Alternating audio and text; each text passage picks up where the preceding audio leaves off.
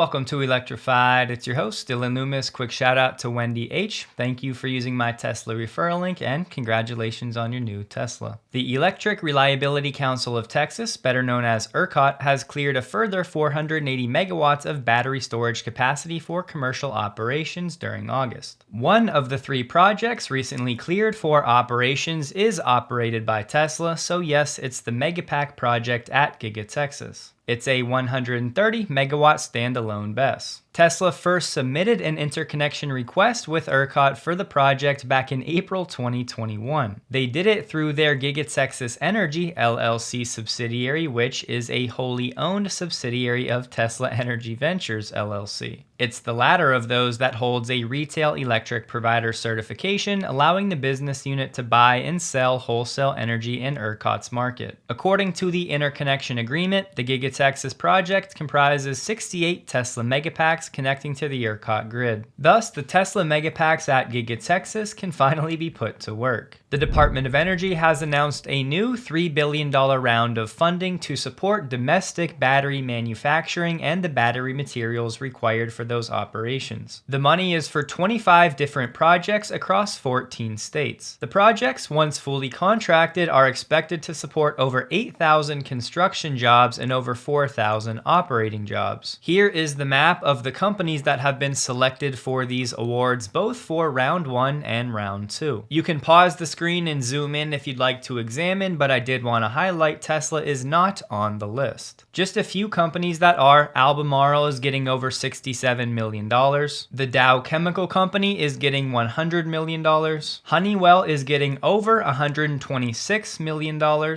And Solid Power is getting $50 million.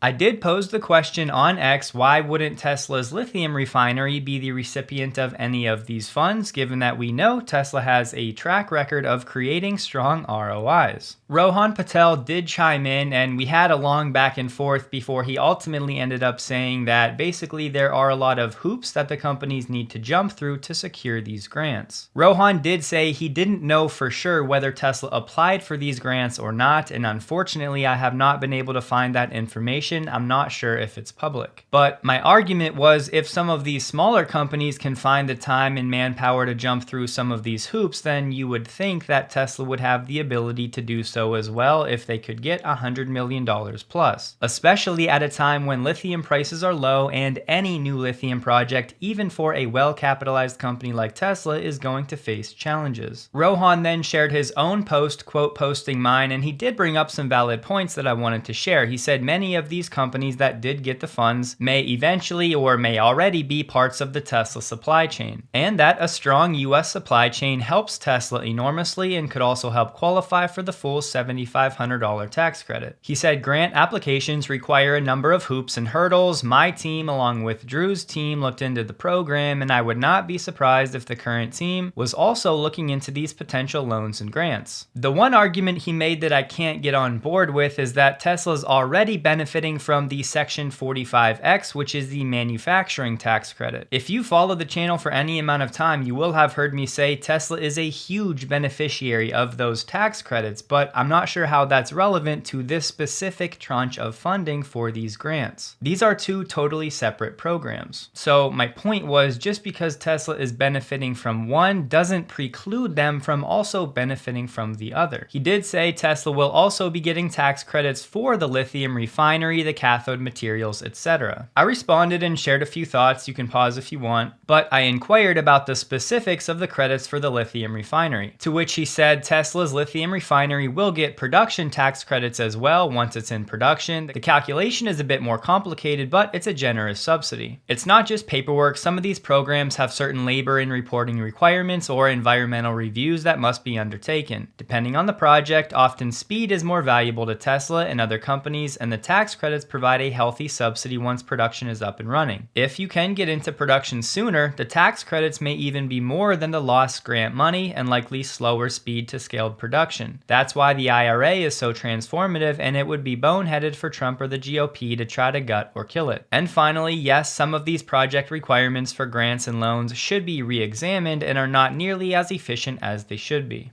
Certainly valid points from Rohan, but I still have questions about how many of these small companies will actually still be in production 5 to 10 years from now. And despite the fact that Rohan and I definitely look at this from a different political angle, knowing whether or not Tesla actually applied for the grant would really be a determining factor. And as far as I can tell, that's not public, so whether Tesla got snubbed or they just didn't apply because the requirements are too great, we don't know for sure. All I was saying was I think it's fair to ask the question given everything we've talked about the past few years. The last thing I wanted to share, Rohan was also making a point that these grants are really for small startup type companies, but if you look at the actual list of recipients, companies like Dow Chemical and Honeywell are multinational large organizations that, by the way, are also profitable. Just a quick look at Honeywell's financials dating back to 2017, they've been making more than $6 billion in profit every year. And this table is for Honeywell International. Their net income has been right around $5 billion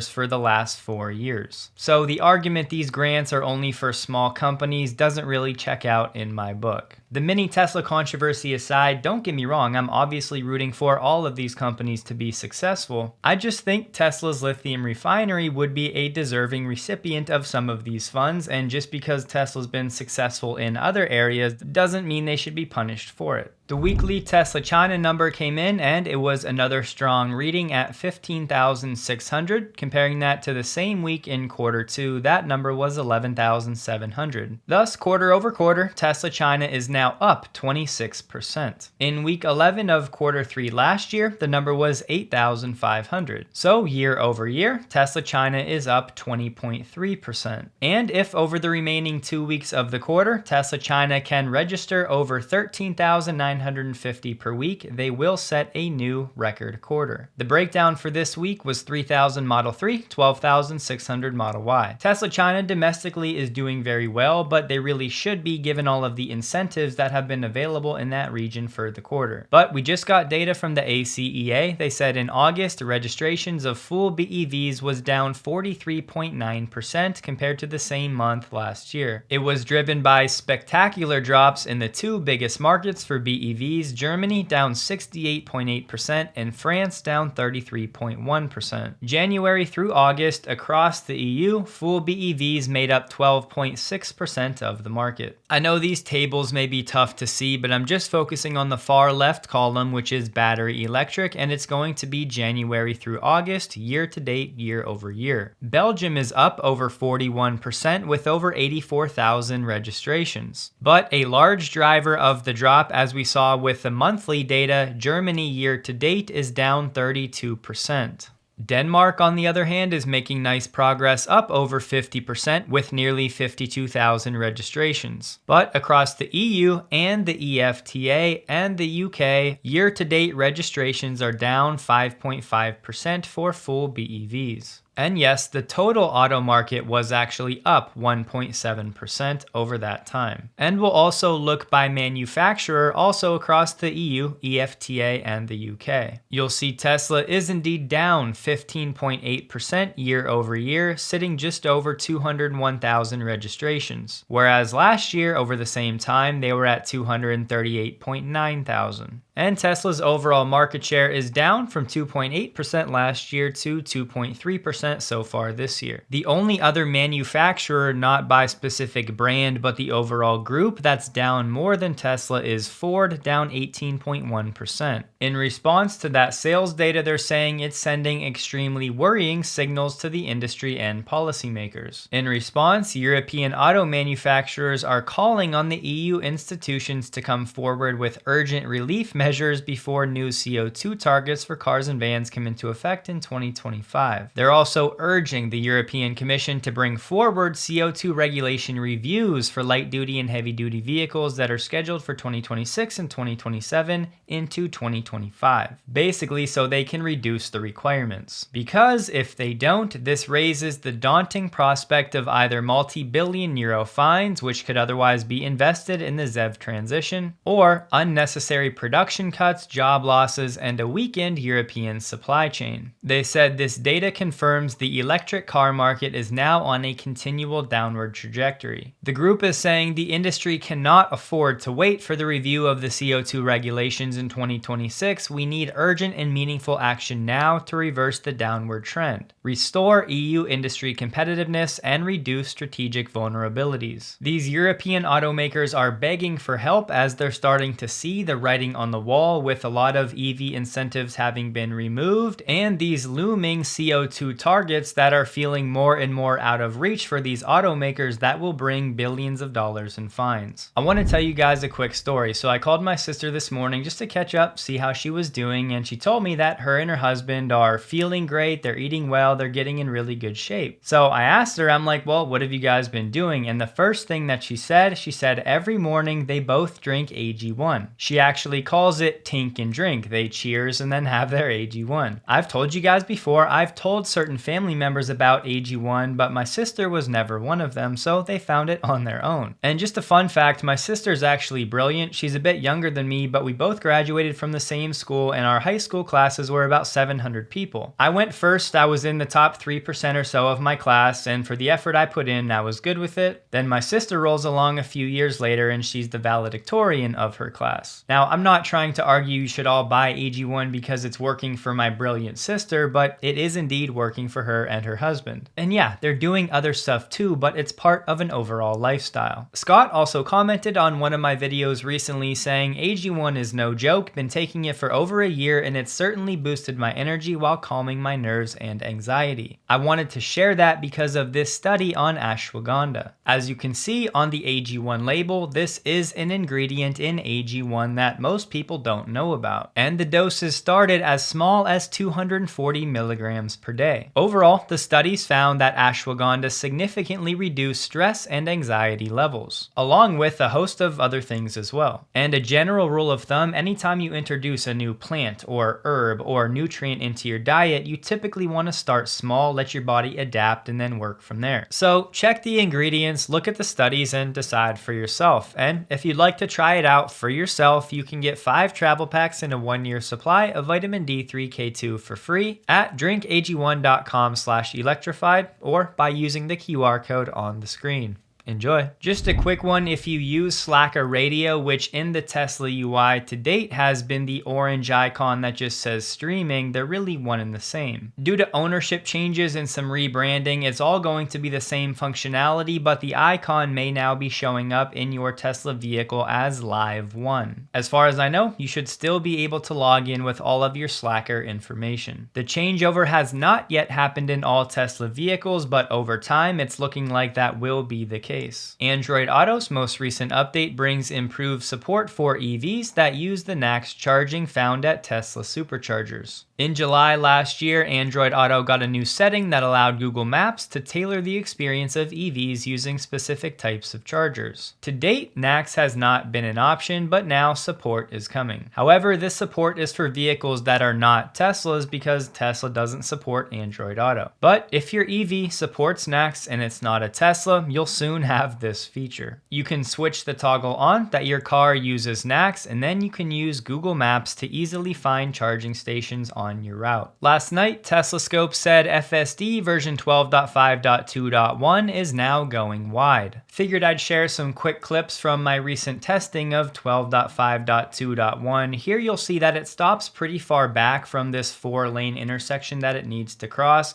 Then slowly over time it creeps up and stops again. Granted, it's a weird stop sign, but it happens even at regular stop signs as well, where it does the double stop thing, and when there are people behind you, it's less than ideal. I'll scrub through this part because I sat here for around 2 minutes, but the good news, it did take the first available opening, so thought it handled that very well. Here it seems like it didn't recognize this speed bump at all, it just sped right over it, whereas it was certainly not comfortable. But this next one, it did actually slow down.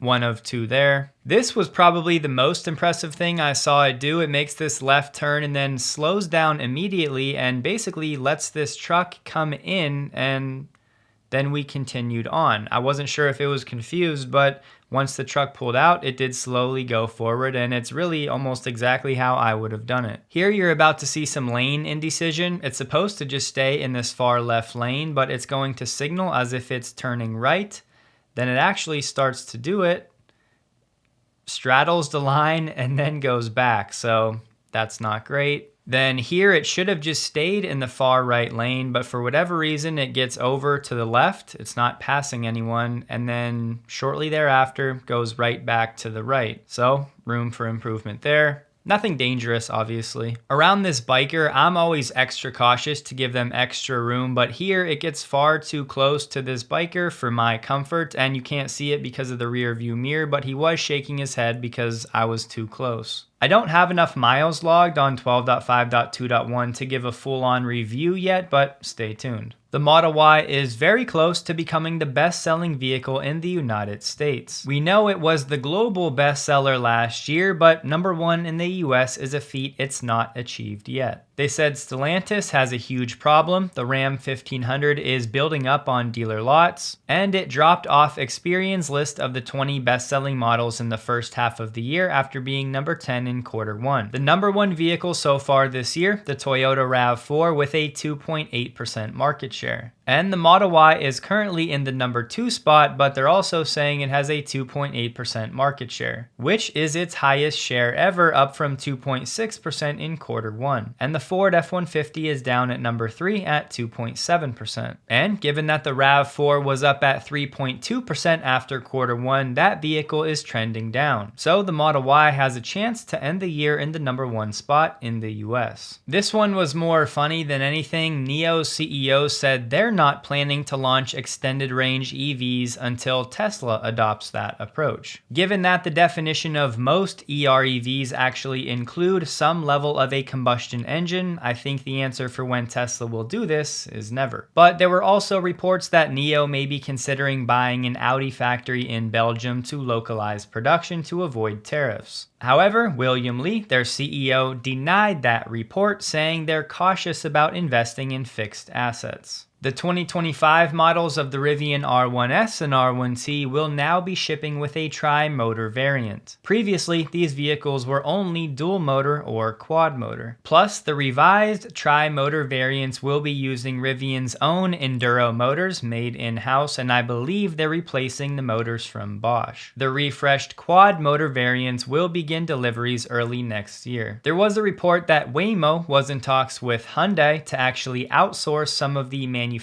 for their next-gen robotaxis. Specifically, that Waymo was looking to replace the Zeekr vehicle they've been working on with the Ioniq 5. However, Waymo said in a statement, "We decline to comment on speculation, but I can share we're working hard on validating the Gen 6 Waymo driver on the Zeekr platform and intend to introduce it into the fleet when ready." Zeekr said there's no change to Zeekr's partnership with Waymo and they're actively working together. And Hyundai said nothing is determined at this stage about new business. That's 3 denials and 1 report, so I guess I would lean with the former. To you Western Australians out there, the Powerwall 3 is now available in your region. On the Tesla shop, they're now offering some Model Y projection lights for $65. I've heard some of these third-party puddle light options have had some problems when it comes to warranty and how the windows function, so hopefully direct from Tesla won't have those problems. Redwood announced a partnership with BMW of North America to recycle lithium-ion batteries from all electrified vehicles in the BMW group. They didn't share many details, but they said unlike fossil fuels, the critical minerals inside of a battery are infinitely recyclable and are not consumed or lost in their lifetime of usage in the vehicle. And from a recent study, Redwood's processes have a significantly smaller environmental impact than conventional mining or other recycling tech, reducing energy by 80%, CO2 emissions by 70%, and water by 80%. You may know Revel, the ride-hail company that uses Model Ys for its fleet. Well, they have a new partnership with a company called Juice. They'll be installing smart cameras at its EV charging sites in New York City, where the computer vision from this Juice company can identify the model and license plate of the vehicle in need of charging. Then, after initial setup, it'll initiate the charge without any additional work by the driver, so they won't ever need to pull out their phone to charge again. Basically, their way of enabling plug to charge. A lot of these charging companies like Electrify America, EVgo, ChargePoint require users to use their specific app, and the connectivity is not always great. Revel cites sites are open to all models, including Tesla's. They're basically trying to get this to work similar to how Apple's Face ID works, but with your car. VW's ID4 had a recent recall where the doors were not staying closed. In response, VW has halted production of the ID4 in Tennessee because water was seeping into the door and shorting out the electronics, causing the circuitry to issue a faulty open command. Starting in 3 days, they'll be furloughing 200 employees. Looking at the actual recall though, the number of potentially involved vehicles was 98.8 thousand, but the estimated percent with the defect was 1%. RJ Scaringe just said today in an interview, "I do believe there's an extreme lack of choice in the market." He actually suggested EV shoppers with a budget of no more than $50,000 only have one compelling choice, the Tesla Model 3. But most trims of the Model Y, even without incentives, are also under $50,000. He also said, "I do believe we're going to see the cost curve get to the point that the most economic decision you can make is to buy an electric vehicle." And he highlighted the upcoming ability for Rivian vehicles to serve as whole home batteries. At Rivian's Investor Day early this year, they said that the previous version of R1T and R1S already offer DC capability and DC output, which can be exported out of the vehicle. They said the charger they're going to provide will provide about 24 kilowatts of power, which is plenty for most homes. We don't have a specific date yet, but bidirectional charging is set to be coming to Rivian vehicles. Just real quick on the economy, I see a lot of people out there celebrating. Just remember, whether it's rate hikes or rate cuts, it always takes a few months for this to actually work through the economy. And when I say there are mixed signals for how strong the actual economy is, I grabbed this chart from Reventure Consulting. This is what I mean. Some economic indicators are strong, whereas others are weak. The only reason I'm sharing this is because I've seen a lot of sentiment that now the stock market is just going to rip the next 6 months because we're now lowering rates.